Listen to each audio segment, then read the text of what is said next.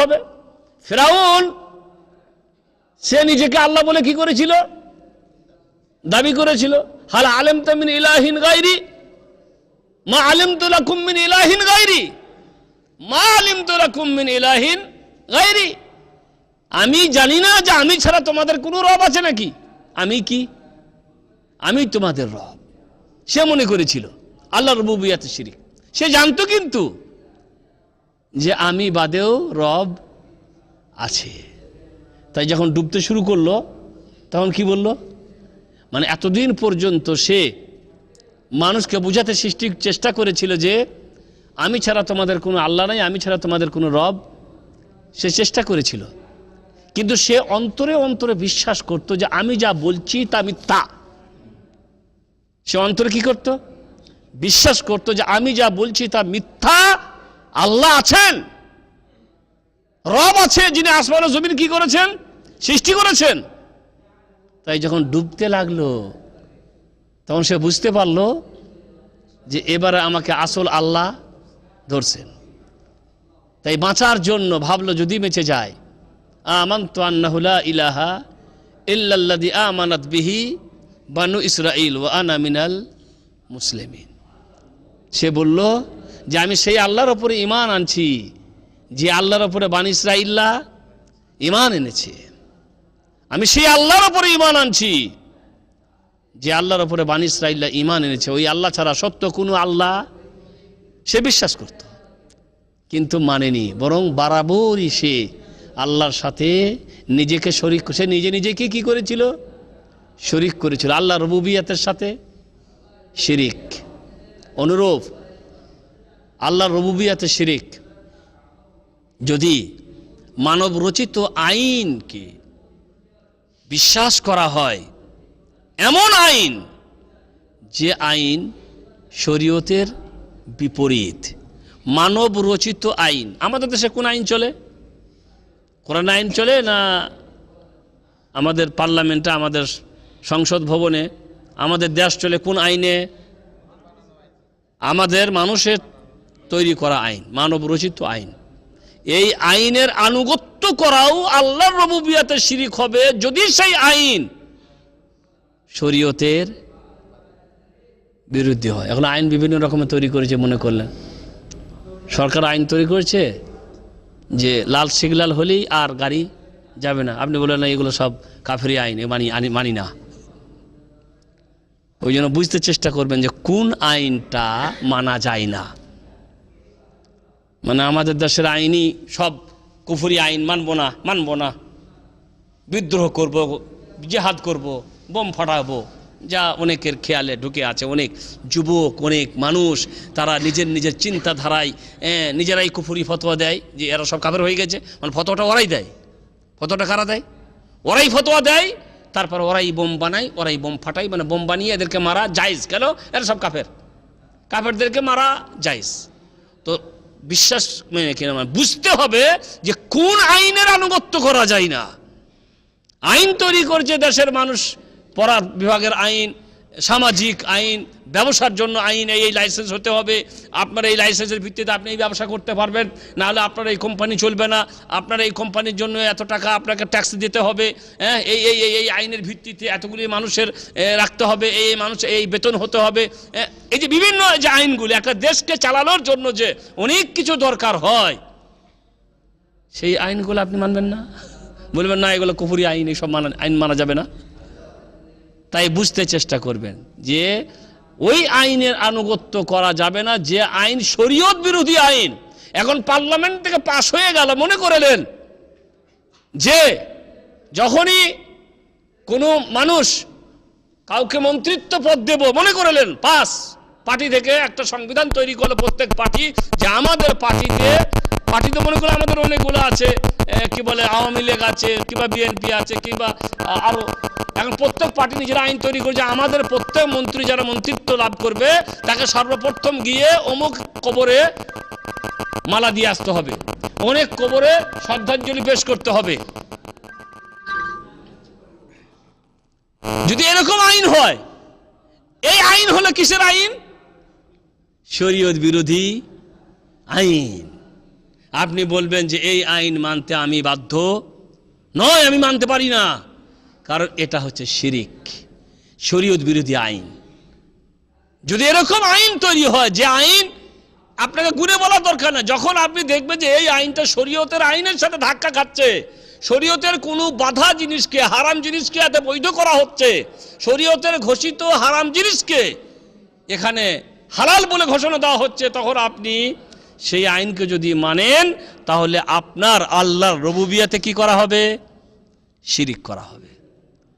কোরআনের মধ্যে আসছে যে ইহুদি পণ্ডিতদের কথা বলা হয়েছে যে তারা তাদের পণ্ডিতদেরকে রব বানিয়ে নিত, তাদের পণ্ডিতদেরকে, তাদের ওলামা, আলেম ওলামাদেরকে তারা কি করত? রব বানিয়ে নিত। যখন এই আয়াত পাঠ করে শোনালেন আল্লাহর নবী, যে তোমরা ইহুদিদেরকে সম্বোধন করে বললে যে তোমরা তোমাদের পণ্ডিতদেরকে, তোমরা আলেমদেরকে তোমরা রব বানিয়ে নাও, তখন আদি বিন হাতেম বলছেন, ইয়া রাসূলুল্লাহ, আমরা তো ওদের ইবাদত করি না। রব বানিয়ে নাও মানে মনে হলো যার কি করা হয়? ইবাদত করা হয়। নাহনু লা না'বুদুহুম, আমরা তো ওদের ইবাদত করি না।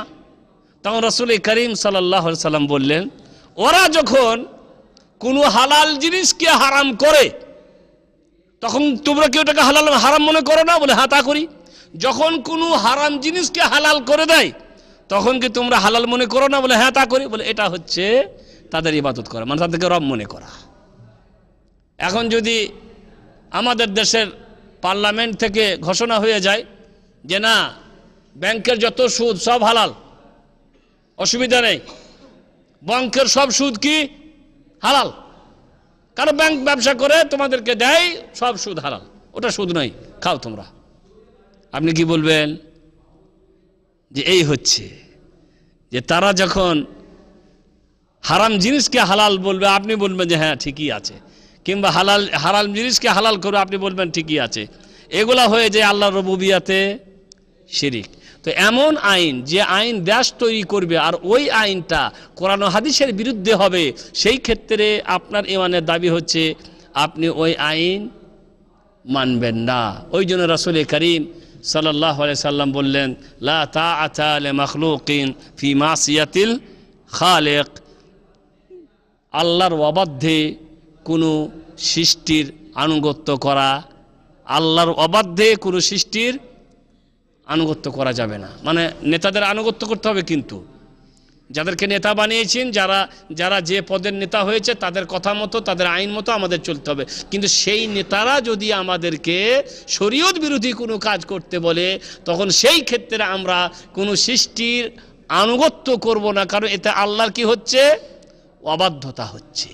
রাসূল করিম সাল্লাল্লাহু আলাইহি সাল্লাম একবার কিছু লোকদেরকে পাঠিয়েছিলেন, কোন এক যুদ্ধক্ষেত্রে যাচ্ছিলেন, তারা একজনকে আমির নির্বাচন করলেন। সেই আমির মানুষদের পরীক্ষা দিচ্ছেন। কিছু দূর যাওয়ার পরে আমির নেতা তিনি বলছেন লোকদেরকে সম্বোধন করে, আমি কি তোমাদের নেতা নই? বলে হ্যাঁ। বলে আল্লাহ নবী আমাকে তোমাদের কি বানিয়ে দিয়েছেন? নেতা বানিয়ে দিয়েছেন। এখন তোমাদেরকে আমার কথা মানতে হবে। বলে হ্যাঁ তা মানতে হবে। বলে এখন আমার হুকুম নির্দেশ যে তোমরা কিছু কাঠ জমা করো, কাঠ নিয়ে এসো, বিভিন্ন জায়গা থেকে কাঠগুলা খুঁজে খুঁজে নিয়ে এসে জমা করো। সমস্ত সাহাবীরা সব কাঠ টাঠ বিভিন্ন জায়গা থেকে খুঁজে নিয়ে এসে জমা করলো। বলে এবার এই কাঠে আগুন লাগিয়ে দাও। ওরা সবাই কাঠে আগুন লাগিয়ে দিল। বলে এখন আমার নির্দেশ তোমরা সবাই এই আগুনে ঝাঁপ দাও। তখন তারা এই গেলেন নিয়ে বলছেন, দেখেন আপনি আমির নেতা, আপনি কাঠ জমা করতে বললেন, আপনার নির্দেশ পালন করে কাঠ জমা করলাম।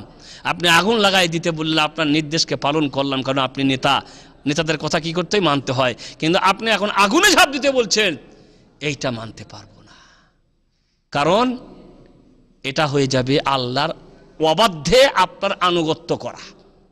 কারণ আত্মহত্যা করা হচ্ছে, আর আত্মহত্যা করা কি মহাপাপ, অন্যায়। সবাই ফিরে এলেন আল্লাহ নবীর কাছে। নবীকে কেসা শোনানো হলো যে হুজুর এই ঘটেছে। আল্লাহ নবী বললেন, যদি তোমরা ওই নির্দেশ পালন করে আগুনে ঝাঁপ দিতে, তাহলে কোনোদিন আর ওই আগুন থেকে বের হতে না। ইন্নামা তাআতু ফিল মারুফ, আনুগত্য ভালো কাজে, আনুগত্য ভালো কাজে। তাই বলতে চাইছিলাম, যদি শরীয়ত বিরোধী কোনো আইন তৈরি হয়, কোরআনের খেলাফে যাচ্ছে, হাদিসের খেলাফ যাচ্ছে, আল্লাহ নবীর বিরুদ্ধে হচ্ছে, মানে কোনো আইন যে কোনো আইন আপনি করে দেখবেন যে এ তো হারাম জিনিস, এটাকে আর কেমন করে বৈধ করে দিল, এটা তো চলবে না। সেই ক্ষেত্রে যদি আপনি তাদের আনুগত্য করেন তাহলে আল্লাহর রুবুবিয়াতে কি করা হবে? আল্লাহর রুবুবিয়াতে শিরিক করা হবে। এরপরে আসছে আল্লাহর উলুহিয়াতে শিরিক। উলুহিয়াত কাকে বলে? মানে আল্লাহ একমাত্র উপাস্য। এটাই ছিল মক্কার কাফেরদের জন্য সব থেকে কঠিন। আর মানার কারণেই আল্লাহ রসুল সাল্লাল্লাহু আলাইহি সাল্লাম তাদের সাথে কি করেছিলেন? যুদ্ধ করেছিলেন। কারণ তারা আল্লাহকে আল্লাহ রব বলে মেনেছিল, কিন্তু আল্লাহ একমাত্র উপাস্য এ কথা তারা মানতে পারেনি। তাই রাসূল করিম সাল্লাল্লাহু আলাইহি সাল্লামের সাথে তাদের যে ঝগড়া, লড়াই, যুদ্ধ খালি এইটার কারণে। এক জায়গায় আসছে তারা এক সময় আল্লাহ নবীকে বললেন, এক কাজ করো, এত ঝগড়াঝাটি করার লাভ কি? তার থেকে এক কাজ করি, চলো কোনো সময় তুমি আমাদের মাবুদের কি করে নিবে? পূজা করে নিবে। আর কোনো সময় আমরাও তোমার আল্লাহর কি করে নিব? ইবাদত করে নিব। তাহলে মোটামুটি মুশতারাকা হয়ে যাবে আর কি। না আমাদের সমস্যা হলো, না তোমাদের সমস্যা হলো, আমাদের মাবুদরাও খুশি আর তোমার আল্লাহও খুশি। আল্লাহর উলুহিয়াতে শিরিক। তখন আল্লাহ তাআলা সূরাতুল কাফিরুন নাজিল করলেন, বললেন কুল, হে নবী বলে দাও, আইয়ুহাল কাফিরুন, হে কাফেরের দল, লা আবুদু মা তা'বুদুন, আমি তার ইবাদত করি না যার ইবাদত তোমরা করো। তোমরা যে মূর্তির পূজা করো তার পূজা আমি, ওয়ালা আনতুম আবিদুনা মা আ'বুদ, আর আমি যে আল্লাহর ইবাদত করছি তার ইবাদত তোমরা করো না। ওয়ালা আনা আবিদুম মা আ'বাদতুম, আর আমি আগামীতেও তোমাদের ওই মূর্তির মাবুদের ইবাদত করব না যার ইবাদত তোমরা করো, আর তোমরাও আমার ওই আল্লাহর ইবাদত করবে না যার ইবাদত, মানে তোমরাও আমার আল্লাহর ইবাদত করবে না, মানে হচ্ছে তাদের ব্যাপারে, যাদের ব্যাপারে আল্লাহ নিশ্চিত ছিলেন বা যাদের ব্যাপারে আল্লাহর ফয়সালা হয়েছিল যে ওরা ঈমান আনবে না, তার মানে মনে করলেন যে তোমরাও আমার আল্লাহর ইবাদত করবে না যার ইবাদত আমি করি। মানে কি, যারা মুসলমান হবে তারা কি করবে না? আজকে উমর কাফের, কালকে উমর কি হয়েছিলেন? মুসলমান হয়েছিলেন। তো বলা হচ্ছে, মুফাসসিরগণ বলছেন এটা হচ্ছে তাদের ব্যাপারে যাদের ব্যাপারে আল্লাহ রব্বুল আলামিনের ফয়সালা হয়েই ছিল যে ওরা কোনোদিন ঈমান আনবে না। তাই নবী বলছেন যে ওই আল্লাহর ইবাদত তোমরাও করবে না যার ইবাদত আমি করি। লাকুম দীনাকুম ওয়ালিয়া দীন, তোমরা তোমাদের দিন নিয়ে থাকো আর আমাকে আমার দিন নিয়ে। তার মানে কি এখনকার কাফের দেখে বলবো লাকুম দীনাকুম ওয়ালিয়া দীন? লাকুম দীনাকুম বলে ঝামেলায় যেও না, ওদের দিন ওদেরকে পালন করতে দাও আর আমাদের দিন নিয়ে আমরা থাকি। এটা সেই তখনকার কথা ছিল, তখনকার কথা যখন জিহাদ ফরজ হয়নি ছিল, তখন আল্লাহ নবী বলেছেন তোমরা তোমাদের দিনকে নিয়ে থাকো আর আমাকে আমার দিন নিয়ে। যখন জিহাদ ফরজ হয়ে গেল তখন আল্লাহ নবী বললেন হয় ইসলাম স্বীকার করবা, না হয় ইসলামী রাষ্ট্রে ট্যাক্স কর দিয়ে তোমরা থাকবে। মানে তরবারি ধাক্কা দিয়ে ইসলাম স্বীকার করতে বলানো হয়নি কাউকে কোনো সময়। তরবারির খোঁচা মেরে তরবারি গলায় লাগিয়ে কালেমা পড় না দিলাম, কালেমা পড় না হলে দিলাম, এমন করে ইসলাম প্রচার করার কথা কোথাও আসেনি। আর এমন কাজ আল্লাহ নবী কোনোদিনই করেননি। শুধু এতটুকু, যখন জিহাদ ফরজ হয়ে গেল, জিহাদ করব, হয় আমরা মরবো না হয় তোরা মরবি। আল্লাহর জমিনে কিন্তু তৌহিদ থাকবে, তৌহিদ আর কুফরি একসাথে থাকতে পারে না। তারপরে যখন তোরা তরবারি যদি না ধরতে চাস, নথি স্বীকার করিস, তাহলে ইসলামী সরকারকে ট্যাক্স দিয়ে, কর দিয়ে কি করবি? ইসলামী রাজ্যে তোরা বসবাস করবি। তো মোট কথা হচ্ছে এখন এ কথা মুসলমানদের বলা যাবে না লাকুম দীনাকুম ওয়ালিয়া দীন। তার মানে কি এখন তরবারি নিয়ে বেরিয়ে যাবে? না, সেটাও নয়।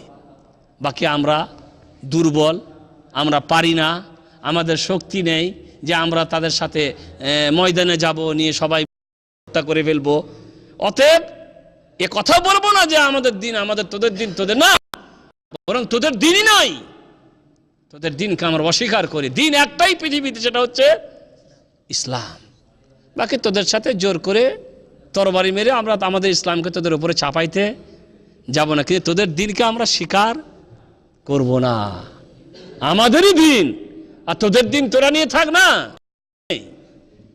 দিন একটাই, সেটা হচ্ছে ইসলাম। তো এই কথা আল্লাহ তখন বলেছিলেন যখন জিহাদ কি হয়নি ছিল, যখন জিহাদ ফরজ হয়নি। জিহাদ ফরজ হয়ে যাওয়ার পরে আল্লাহ নবী যখন জিহাদের নির্দেশ পেলেন, তখন বলে আল্লাহর জমিনে একটাই দিন থাকবে, সেটা হচ্ছে কালেমা লা ইলাহা ইল্লাল্লাহ মুহাম্মাদুর রাসূল। আল্লাহর উলুহিয়াতের শিরিকটাই ছিল সব থেকে মারাত্মক শিরিক। তারা আল্লাহকে রব বলে স্বীকার করতে পেরেছিল, কিন্তু আল্লাহ একমাত্র ইলাহ, এ কথা তারা মানতে পারেনি। তাই তারা কালেমাতুত তাওহীদ, যেটা লা ইলাহা ইল্লাল্লাহ মুহাম্মাদুর রাসূলুল্লাহ, এটা সব থেকে বেশি ভালো বুঝতো তারা। আজকে মুসলমানদের মধ্যে হাজারো হাজার লাখ লাখ মানুষ আছে যারা লা ইলাহা ইল্লাল্লাহ পড়ে, লা ইলাহা ইল্লাল্লাহ পড়ে, কিন্তু লা ইলাহা ইল্লাল্লাহর অর্থ তারা জানে না। লা ইলাহা ইল্লাল্লাহ কি বলছি জানে না। ইলাহা ইল্লাল্লাহ পড়ে, তারপরে শিরকে, মাজারে, তাবিজে সবে বিশ্বাসী, অথচ লা ইলাহা ইল্লাল্লাহ। আর তখনকার কাফেররা তারা এর অর্থ খুব ভালো করে বুঝতো, তাই তারা লা ইলাহা ইল্লাল্লাহ বলতে পারেনি। কারণ তারা জানে যখনই লা ইলাহা ইল্লাল্লাহ বলবো, তখন যত মাবুদ আছে কাবা শরীফে রাখা, সমস্ত মাবুদদেরকে অস্বীকার করতে হবে। তারা মুখে লা ইলাহা ইল্লাল্লাহ বলতে পারে। আল্লাহ নবীর চাচা আবু তালিব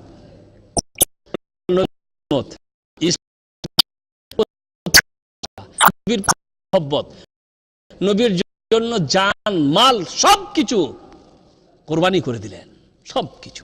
এই নবীর কারণে তার শরীরে রোগ ঢুকে গেল, আর এই রোগেই সে মারা যাচ্ছে, কিন্তু কালেমা পড়েনি। ফকিরা লা ইলাহা ইল্লাল্লাহ কত বলে, একবার বললেই হতো, কিন্তু বলেনি, বলেনি। সব নবীর জন্য মাল দিয়ে নবীর সহযোগিতা করছে, শেষ পর্যায়ে মারা যাচ্ছে, তো আল্লাহ নবী তার পাশে বসে আছেন। এই নবী, এই চাচা যে আমার জন্য জান মাল সবকিছু কোরবানি করে দিল, আমার প্রতি এত মায়া এত ভালোবাসা, আমাকে সব সময় বুকের মধ্যে জড়িয়ে চতুর্দিক দিয়ে আমাকে সে সাপোর্ট করে রাখতো, যাতে করে আমার কোনো ক্ষতি না হয়, কেউ যেন আমার কোনো ক্ষতি না করে।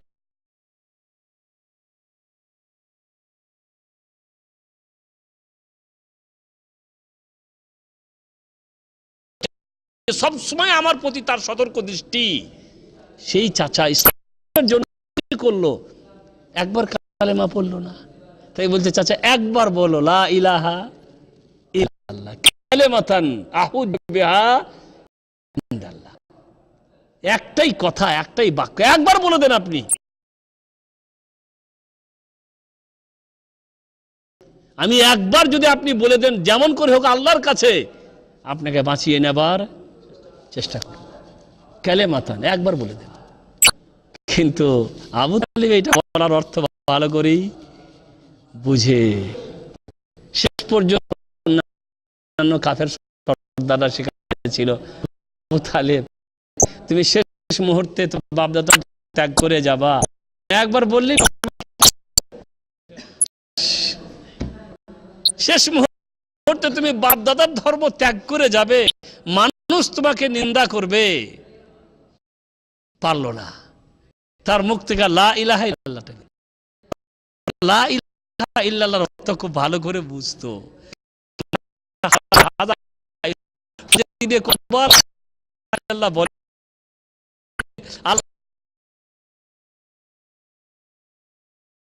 আল্লাহ জানে, কিন্তু কিছুই বুঝে না যে আমি যখনই বলবে লা ইলাহা ইল্লাল্লাহ, তার মানে হলো আপনার পুরো জীবনটাকে আপনি আল্লাহর হাওয়ালাই করে দিলেন। মরণ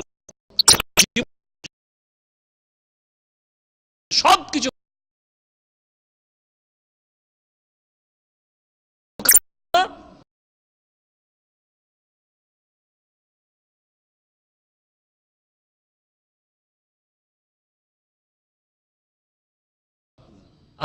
যখন আপনি বলবেন লা ইলাহা ইল্লাল্লাহ, তার মানেই হবে ইন্না সালাতি ওয়া নুসুকি ওয়া মামাতি লিল্লাহি রাব্বিল আলামিন। নামাজ, আমার কুরবানি, আমার মরণ, আমার জীবন সব কার জন্য? কিছু করা যাবে না, কোথাও হাত পাতা যাবে না, কোথাও কিছু চাওয়া যাবে না, কোন কেবল আপনার কাছে গিয়ে, কারো কাছে গিয়ে প্রার্থনা কার কাছে?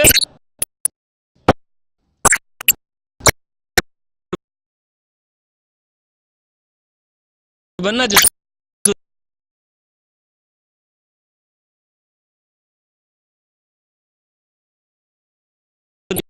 আমরা এইটাই শুধু ইবাদত, এই ইবাদতে আল্লাহর সাথে শিরক করা যাবে না। আর বাকি মানে নামাজ তো সবাই আল্লাহর জন্য করে, এমনকি যারা মাজারি কবরি এরাও পর্যন্ত নামাজ কার জন্য? মসজিদ নামাজ সবাই আল্লাহর জন্যই পড়ে। শুধু নামাজ তো আল্লাহর ইবাদত নয়, অনেক ইবাদত আছে যাতে আল্লাহর সাথে কি করা হয়?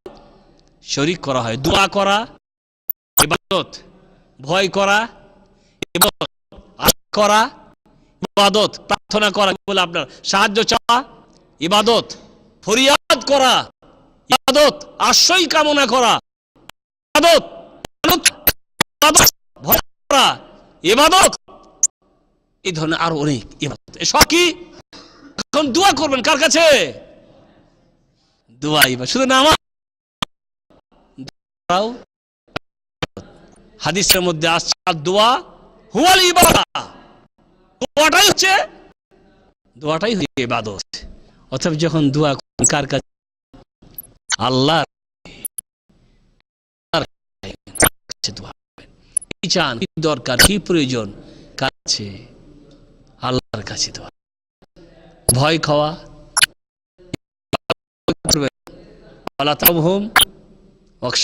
আল্লাহ বলছেন ওদেরকে ভয় করো না, বরং আমাকে ভয় করো। কিন্তু যদি মানুষ হবে না, ভয় করা ইবাদত। এখন আপনি কি ভয় করেন?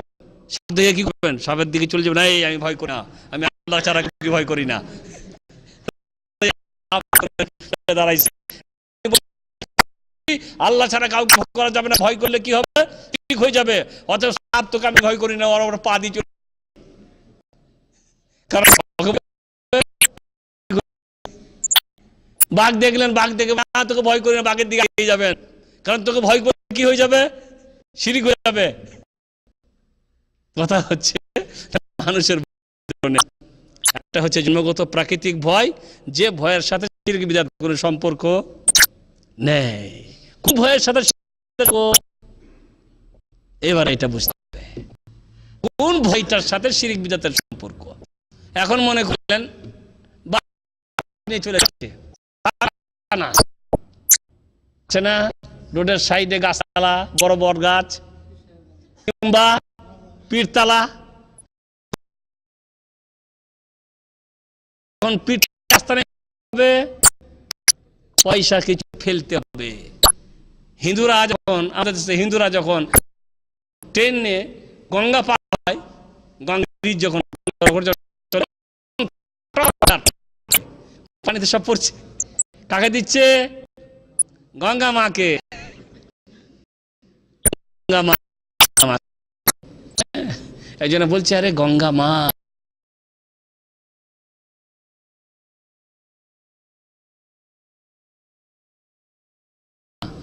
গঙ্গা মায়ের পুজো করতে হয়, তাই বলছে।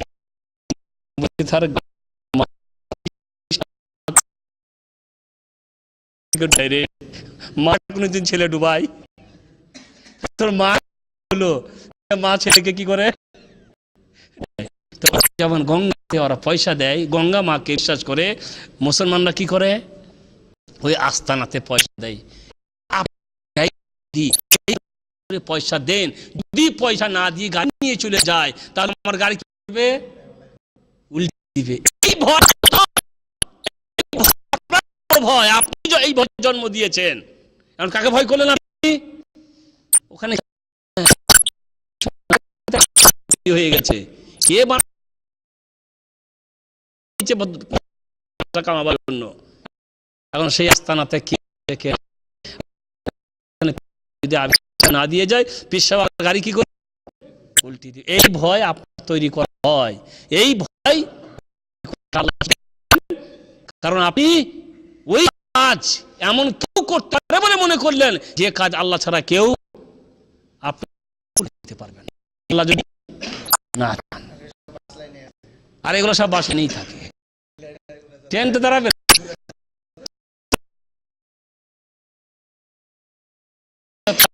যত আস্তানা কোন ট্রেন লাইনে পাবেন না, কারণ ট্রেন স্টেশন ছাড়া কোথাও। আর বাসের ড্রাইভাররা বুঝতে পারছেন পাকা ইমানদার লোক, তাই আমি মানে পয়সা দিতে চাই, তা দাঁড়াই না দিলে ওরা আবার দিতে চাই, দাঁড়িয়ে গেল। যে আপনি বাঘকে ভয় করবেন এটা প্রাকৃতিক ভয়, আপনি বাঘকে দেখে ভয় করবেন প্রাকৃতিক ভয়। এই ভয়ে শিরিক জাতের সম্পর্ক জিনিস আমাদেরকে জ্ঞান দিয়ে জানিয়ে দিয়েছেন, বাঘ ক্ষতি করবে, সাপ ক্ষতি করবে, বিচে ক্ষতি করবে, করতে হবে, নিতে হবে, এর সাথে শিরিক কোনো সম্পর্ক নাই। কিন্তু যদি আলতালাই পয়সা না দিয়ে যায়, পিঠতলাই পয়সা না দিয়ে যদি না দিয়ে যায়, তাহলে আমার গাড়ির ক্ষতি করে, বাড়ির ক্ষতি করবে ইত্যাদি মনে ব্যাপার। আল্লাহর উলুহিয়াতে কি করা হবে? মোট কথা হচ্ছে আল্লাহর নামে গুণাবলীতে, আল্লাহর উলুহিয়াতে, আল্লাহর রুবুবিয়্যাতে বিভিন্ন ভাবে মানুষ কি করে। আল্লাহ বাঁচান। সাল্লাল্লাহু আলা নবিয়িনা মুহাম্মদ ওয়া আলা আলিহি ওয়া সাহবিহি আজমাইন। আলহামদুলিল্লাহ ওয়া সালাতু আলা রাসূলিল্লাহ। আউযু বিল্লাহি মিনাশ শাইতানির রাজীম। ওয়াসিqa الذين كفروا إلى جهنم حتى إذا جاءوها فتحت أبواب وقال لهم خزنتها يأتيكم رسل منكم يتلون عليكم آيات ربكم ينذرونكم لقوم لكن حقت كلمة العذاب على الكافرين।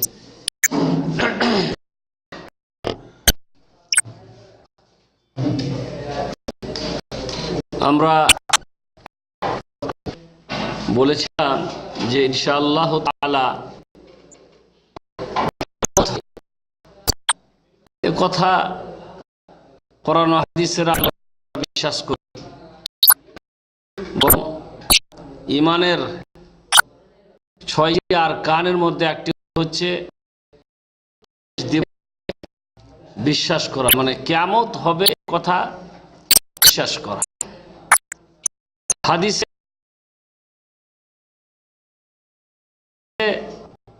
রাসূল করিম সাল্লাল্লাহু আলাইহি ওয়াসাল্লামকে জিজ্ঞাসা করেছিলেন কিয়ামত সম্পর্কে, কিয়ামত কখন হবে? বলেছিলেন যে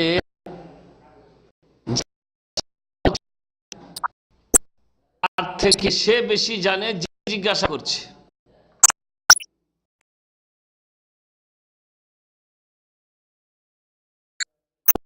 হচ্ছে যে কিয়ামতের সঠিক কোন সনে হবে, এখানে একমাত্র রাসূল করিম সাল্লাল্লাহু আলাইহি ওয়াসাল্লাম কিয়ামতের